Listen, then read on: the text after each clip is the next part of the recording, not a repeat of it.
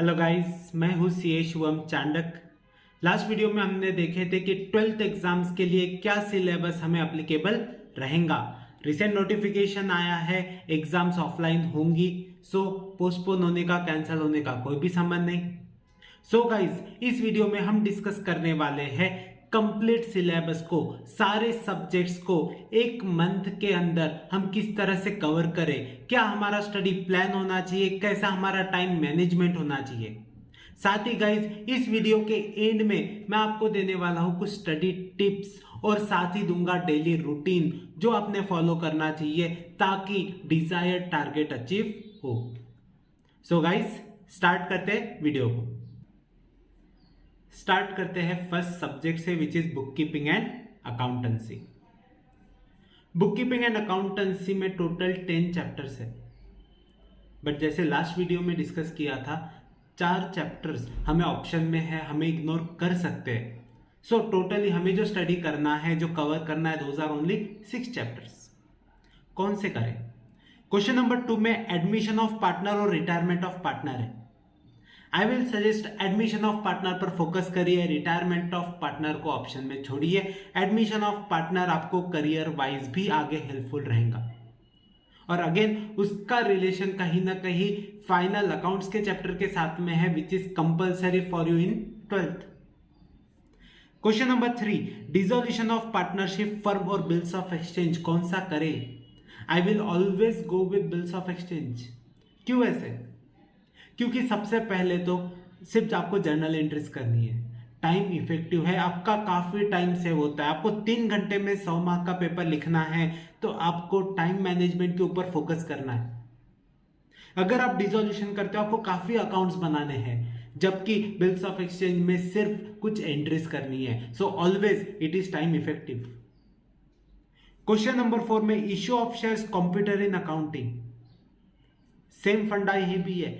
Issue of shares में journal entries आएंगे, और ये टॉपिक आप BCom, MCom, CS, CS, CMA हर फील्ड में इश्यू ऑफ शेयर्स आपको आने वाला है। So I will always go with issue of shares then computer in accounting. Question number 5, death of partner करे या analysis? Death of partner will be the right choice. Admission of partner से related है। सो अगर आपका admission of partner अच्छे से cover होता है, तो डेथ ऑफ पार्टनर का ऐसा समझिए कि आपका 80% ऑफ 10 चैप्टर तो ऐसे ही कवर हो गया। सिर्फ कुछ ही ट्रीटमेंट्स रहेंगी जो आपको एडिशन में सीखना है। सो अगर आप एडमिशन ले रहे हो तो साथ में डेथ ऑफ पार्टनर आपके लिए काफी आसान हो जाएगा, आपको अलग से मेहनत लेने की जरूरत नहीं।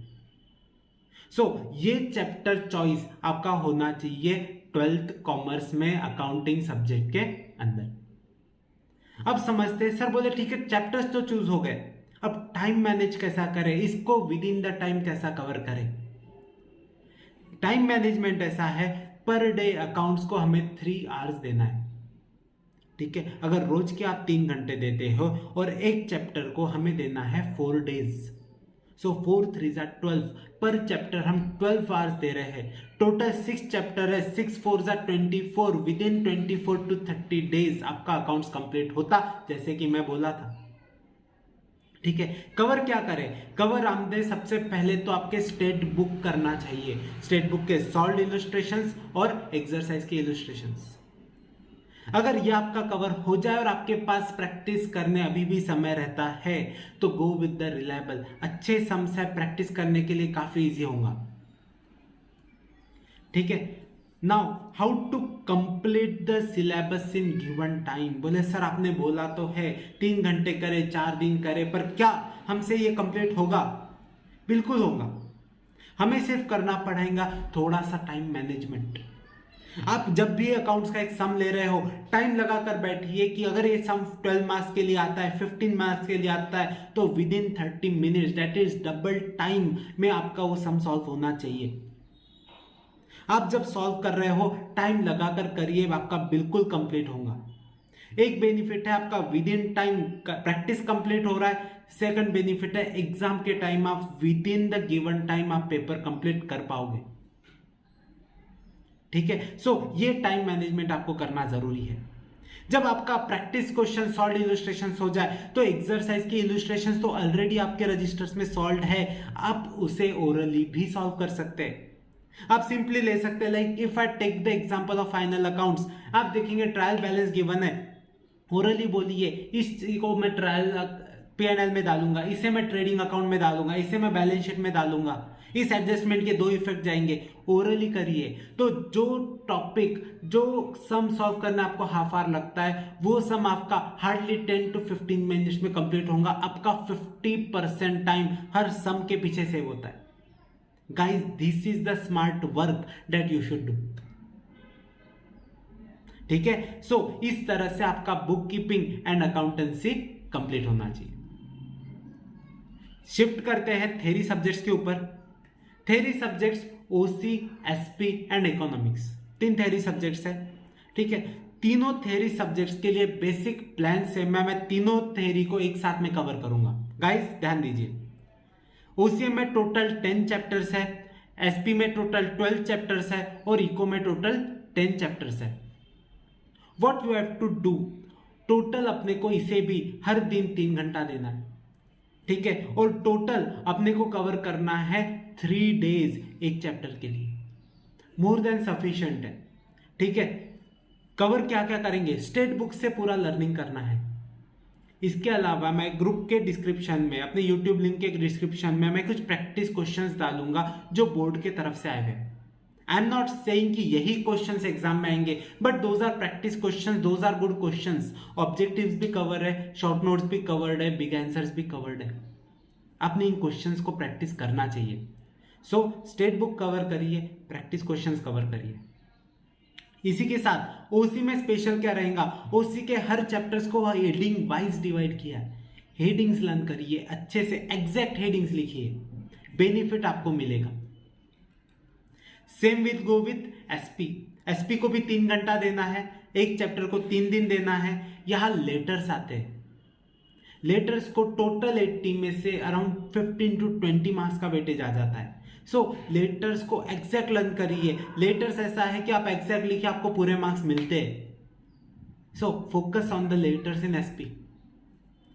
इकोनॉमिक्स अगेन सेम फंडा, 3 घंटा देना है, स्टेट बुक कवर करना है, प्रैक्टिस क्वेश्चंस कवर करना है, एक चैप्टर को 3 दिन देना है। बट इसमें लॉज आते हैं, law of demand, law of supply, law of DMU, laws के एक्सेप्शंस, अजम्पशंस, हेडिंग्स अच्छे से करना है। जहां जहां जरूरी हो वहां वहां डायग्राम्स, वहां वहां एग्जाम्पल्स लिखिए, आपको मार्क्स मिलेंगे। ठीक है, सो इस तरह से आपने थ्योरी सब्जेक्ट्स को कवर करना चाहिए।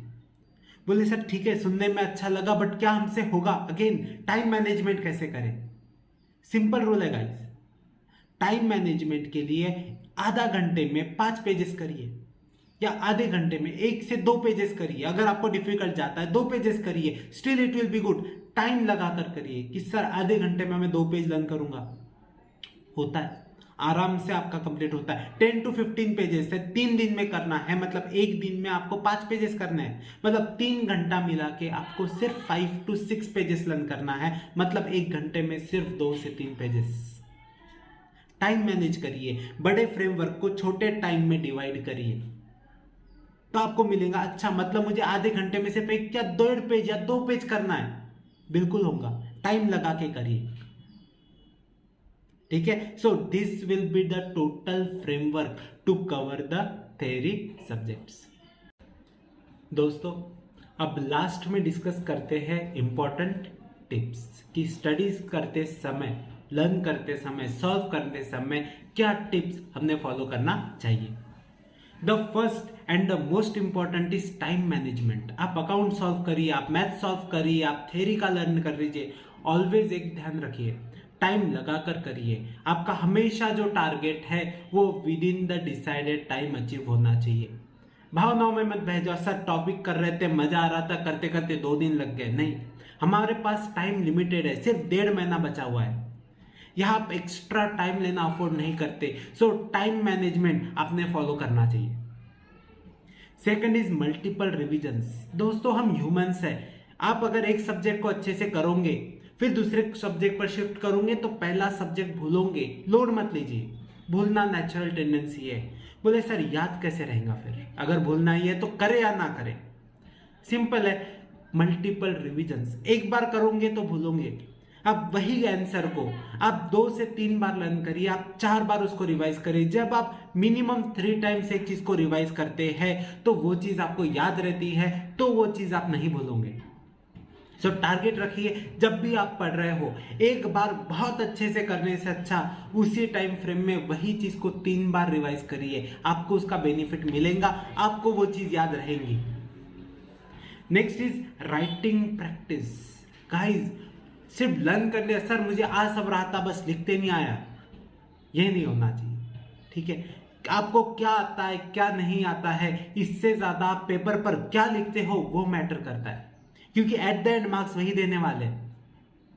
सो आप लर्न तो कर रहे हैं बट साथ में टेस्ट लिखिए, आप टेस्ट सीरीज दीजिए, आप राइटिंग प्रैक्टिस करिए। That will help you to get what you want, to achieve a good results, to write in a better format. So writing practice करिए, अच्छे से लिखिए, टेस्ट सीरीज दीजिए, आपका राइटिंग प्रैक्टिस, आपका स्पीड मेंटेन होगा। And last is languages. हम 4 subject पर तो फोकस कर देते हैं बट हमेशा लैंग्वेज कहीं ना कहीं इग्नोर हो जाता है।